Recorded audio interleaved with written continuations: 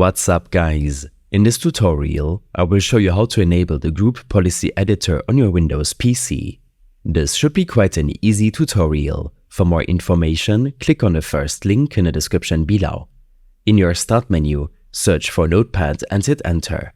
While using your Notepad application, copy and paste these commands from the description below. Once copy-pasted, proceed to save the Notepad file on your PC. You can name it anything you like, but make sure to end the file name with .bat. Also, make sure that the file type is set to text document. When this is done, right-click the saved Notepad file and run it as an administrator. Wait until the process is completed in the command prompt window, and proceed to restart your PC when it's done. The Group Policy Editor will then be activated on your Windows PC.